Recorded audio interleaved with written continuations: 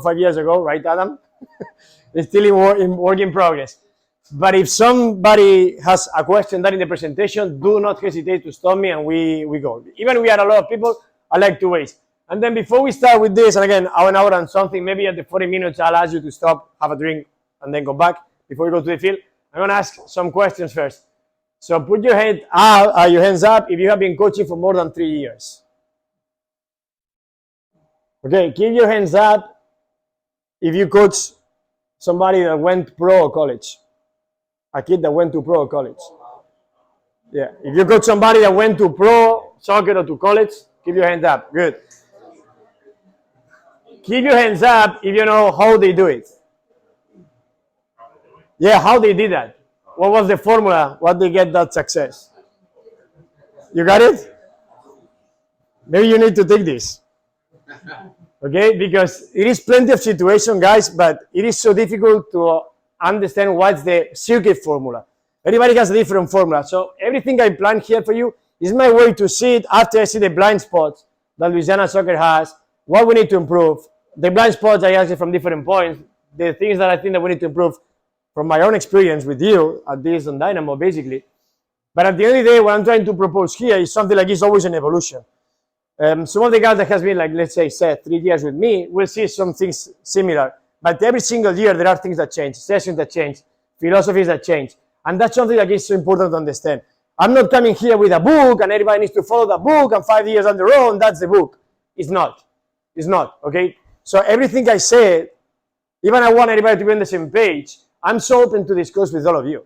If you don't want to do it now, do it in private. If you don't think like something here is right, contact me, ask me, come to this office or come to the other office, and we talk, okay? But I want to be really transparent. The guys that I coach here, they know how I am as a coach, and I'm like that, for the good or for the bad, but I'm really transparent, and I'm gonna do the same with you.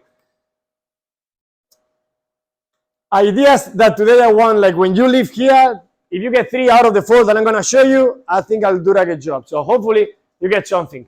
Deliberate practice. If you don't, do you know what is deliberate practice, or that concept that Anders, guy from Sweden, mentioned that? There is a little article, you can pick it up. But at the end of the presentation, when I send it in PDF, you have links also, that I have some articles that you can get it. But that's one of the concepts that we're going to talk about it. Holistic methods. That's another concept that we're going to talk about it. Someone here doesn't know what holistic method is, or doesn't have any clue what holistic method is? Come on. Everybody knows what holistic method is. You say no, Brian. Good. Thank you, man. That's thank you.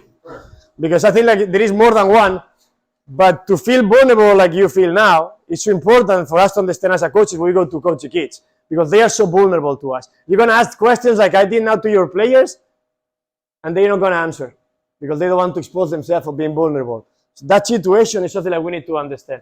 We're going to talk about holistic method. Things that I want everybody living here with a growth mindset. Oh, I left IN, right? And then think big, cut small. Okay, those 4 concepts, ideas, some of them are on the field, some of them are out of the field and are all related, but that's something that we need to bring this season in, off the field, from now till the end. And starting with the last one, to start thinking big, let me talk a little bit of the big picture. We talk about the directors. We have great programs. Youngsville Borussia is going to be Southside. Moorpark is going to be Cajun Rush. We still need to define this point, but that's going to be the filter how we recruit these kids. Then we split in 3 main phases: foundation, formation, advanced. I don't want to read too much. Then we have the semi-professional teams and the guys that won, and we have to help them, pro college. You need to finish all the pyramid to enjoy soccer? Not at all. Not at all. If you just want to play high school, if you just want to have fun here, we have to give that product, but we need to understand where we are. Inside foundation phase, and we did those 2 meetings from coaches before here. We met with these coaches and we met with these coaches because it was a lot of curriculum things that we're going to do. I'm embarrassed to say like I did not have time enough to find time to make the meeting with this with formation and advanced, but we're going to do it soon. Think big, act small. To get to that point, on the act small things, habits. And the habits is your habits when you practice, when you don't practice. If you do a passing drill, the habits of that passing drill is going to determine where are we going to go. Okay? discipline, the kids coming. I'm gonna say example. Now I was talking with Andresa. They play. She's a new coach. Andresa is there. Andresa, hands up. So everybody start getting Andresa. Good. Oh, the players bring their own ball. Yeah, they bring their own ball. Do you know how many practices, and Kelly knows about that? I was going to check the ball on the players because the ball doesn't have air. And then the kid doesn't have technique. The coach doesn't have a good session. No, man, the ball is flat.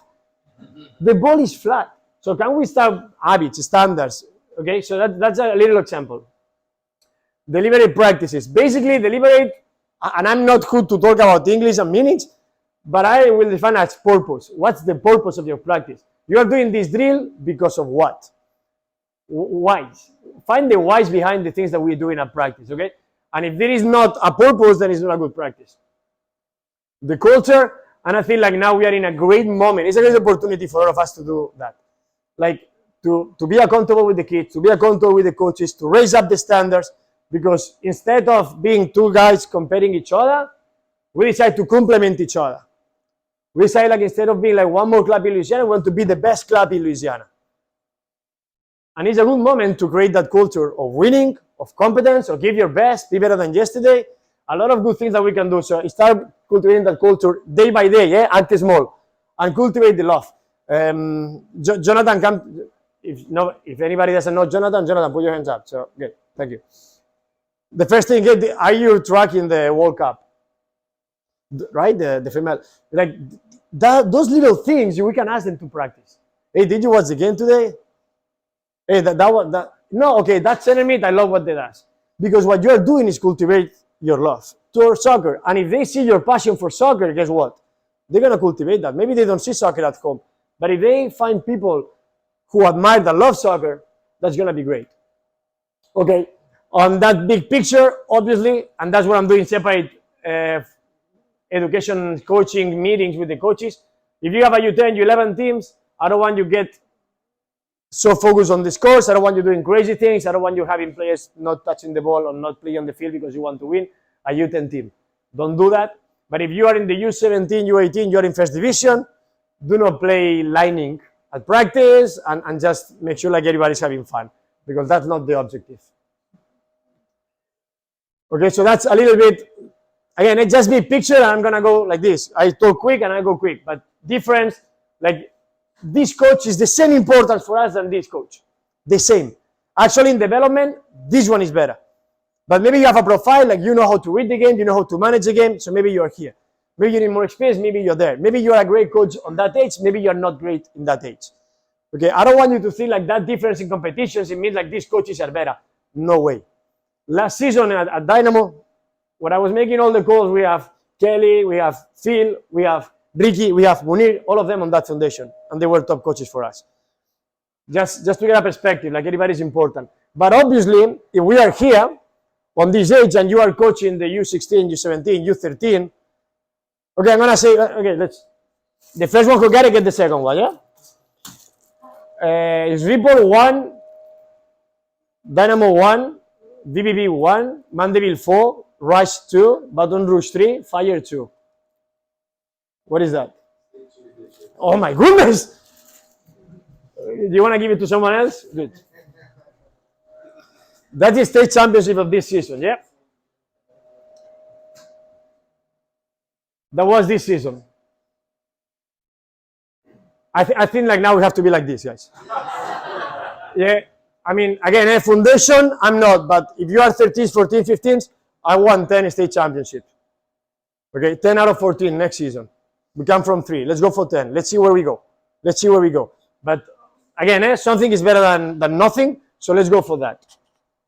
So how we do that, okay? How we start from foundation to build up the habits, the good technique, the understanding of soccer, that we're going to talk a lot about that, until competition. It goes down to our methodology. I spent 6 years in the Barcelona Academy. I coach players there, like, yeah, they are in Bayern Munich, but I coach players that with 17-year-olds, they drop soccer. Each player is different, and I want you to understand that, because I don't want you to coach, and when you coach, it's you to the players. It's never like that. We have different perspective from the players to the coaches, but we have different players. And if as a coach, you can make that step, I think I'll make that switch maybe when I have 26, 27. Like I was coaching the players, and at the same time I was coaching the team. If you just coach the team and you're not coaching the players, you're going to miss a big part of development. And if you just coach the players, but you don't coach the game and you don't coach the team, guess what? Everybody will be upset because you just lost. Okay? So we need to find that way. But it is important to understand, like for us, our methodology starts understanding the player has different dimensions, psychological, physical. You can be quick or you can be strong. You have your technical skills, you have your tactical skills, and you have your social, emotional abilities. When we practice, we cover all of them. If I bring a kid, okay, 10 miles, we're just doing this.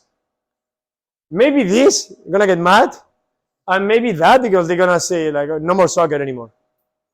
If we just bring them and we just do like a passing line, and a pattern, maybe the kid understands how to pass the ball. But I don't think we're missing this, we're missing that, and probably we're missing this. Because that's when you go in 13, 14, 15, if you want to compete, most of the time you have to compete with your mind. Yep.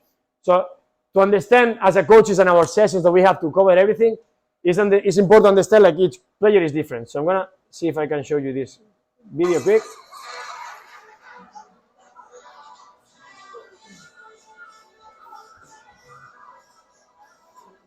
I'm gonna show it again. It's like I don't know, 6, 7 kids, and each of them they do something.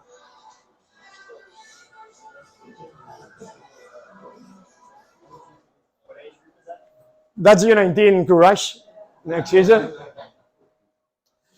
But again, so the kids goes, they start on the same line, and as a coaches we do the same mistake. We have them all here, and we feel like everybody's here, and then with the same problem, on the moment that they need to compete, somebody gets crazy, doesn't know what to do, fails. Another one is like, okay, that's funny. I'm gonna do a little of that one. Understand that idea because it reflects a lot of this global methodology. Okay. Okay, 2 more videos of that, and to understand that is a player dimension and then with a coach dimension. I showed this video last season on that one, so I'm gonna use it again. I'm gonna go with the left one. That's a piece of art in some museum.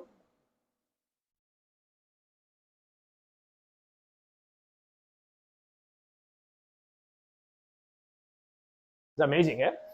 I'm gonna do it again. Let's see if somebody wants to help me. Why do you think I put that video there? Perspective from player, coach, and also from different. So it's the same thing, right? That thing is hanging out there. I'm seeing a square, coach. I'm telling you, that's a circle. No, coach, I'm seeing a square. I know what I'm seeing. Oh, this kid has a problem. TDH. Let's talk to the school. And both are right. Okay, that mentality of understanding the other points of view, it is so important as a coach. When you have an argument or when you want to convince the center mid, like he doesn't need to come here. I mean, I coach Kwesi Weston, I need to do this all the time.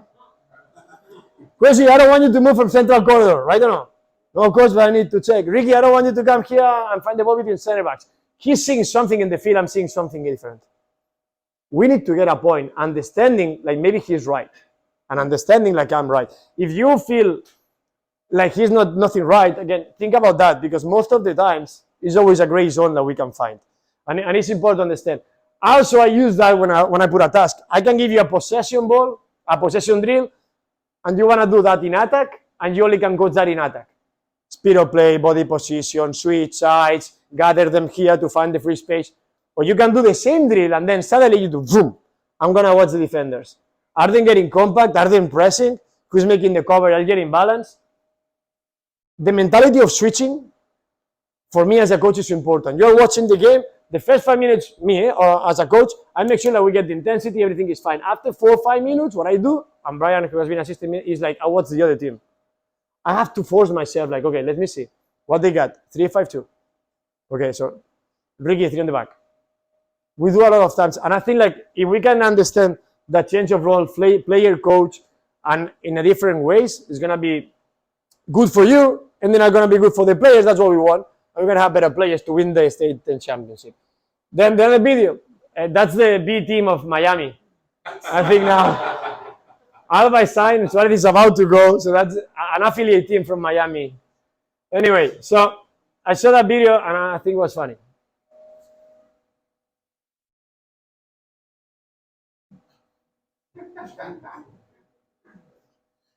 Again, 3 players, same team, Same profession, same age, same hours. I go under, I go over, I go around. The same. Those are our players. We have 3 here. When you have 12, 18, you need to understand that it is important to coach. Okay, let's go. Everyone is unique. Treat them all fairly, not necessarily the same way. Yep. Then I'll put this, but I will not stop on this because we have a lot to go. But on the coaches meeting that we are doing, we're providing the curriculum, we're providing the principles, and we're gonna do that in certain ways. But that's the example of the curriculum that we form. Again, player center. I think like our philosophy and Rush philosophy is kind of like merging in the same way, and I'm so happy that that's true. Those things for the little ones are so important, and that's the example of the documents. Like the guys that they were at Rush, you already saw that last season. The guys that they were new to the crew Rush, they're gonna see it. We also give some things again at foundation age. Easy to weigh, but for the youth is important. Positive, have fun, one more for player, keep it simple, it's simple.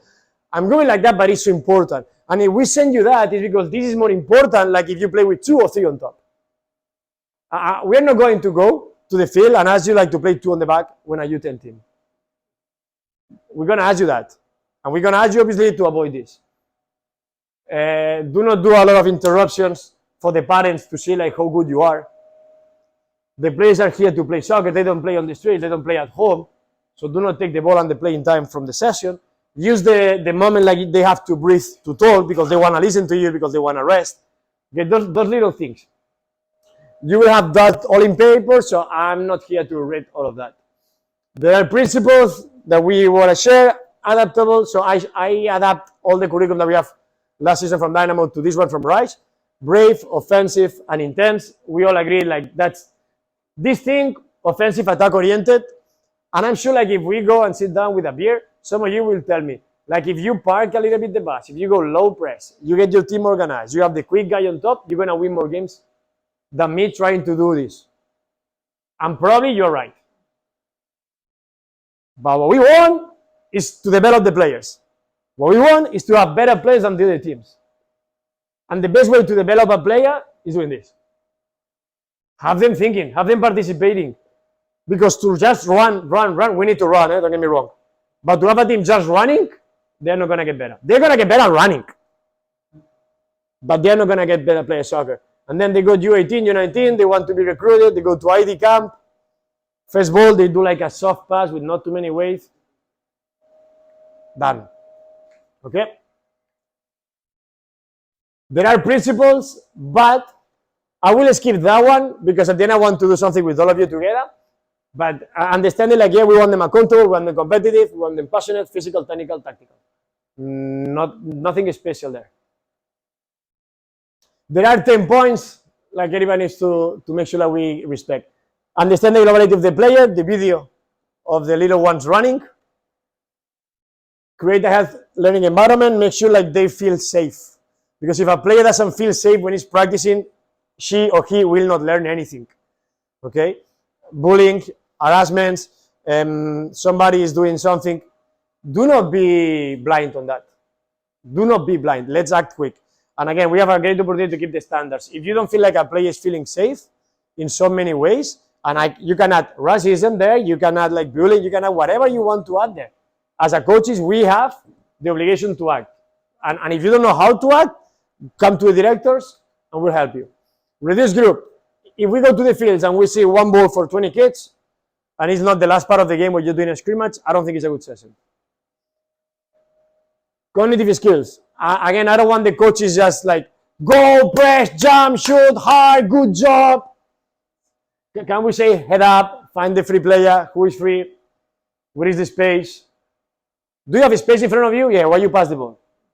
Okay, add them questions, obviously, but talk about the game, because I feel like if we want to keep a little bit of distance between us and the other clubs, let's say like Fire, Baton Rouge, I even go into the region, we need to develop better the players. And a way to do it is making the understanding of soccer is better. Decision making, obviously, and again, we're going to talk on the field about analytic, and we're going to talk about later, but more global than analytic. Ask questions, talk about tactical action, even with the little ones, like, okay, get big with We are talking about game. And game-like. Okay, again, I think like, if nobody, so our closest skill is golf. Yeah, I'm so bad at golf. I actually only played on the foundation last season. But Seth plays golf, right? I don't know who else plays golf here. You play. But what you have to do to play? No, but like technically. Okay, but that's you on the ball. Soccer is not you on the ball. You have something like it's open. Somebody's running to you, somebody's not running to you. You are on the right side, you're on the left side. You are forward with a lot of people in front of you, or you're in the back, center back, and you have time to put your head up. And it's changing. Because it's an open skill, you cannot practice that skill repeatedly without opposition or without an environment that is changing continually. To do that, we need to practice at a game-like. So as more work we do, more ball, more opponent, and more game-like situations, the better. And again, yeah, fun, but intense. Okay, way to make it intense. Compete all the time. Compete. Points, rewards, punishments. This group versus this group, who does the passes in better time. Compete. Not because it's more intense and then it's more realistic, but also because to work on mentality. I have two kids, 7-year-olds and 5-year-olds. The 5-year-old cannot lose at anything. You know, like start crying for nothing. And I guess 5-year-old. But it reproduced to some of us. Because the parent maybe is behind telling him, oh, you are the best player. You are the best player in your team. You should be number 10. You are the best one. The coach doesn't know what he's doing. And he's the best.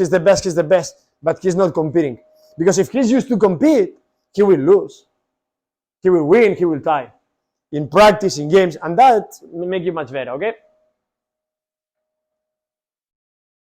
Okay, so now, kind of like little pause.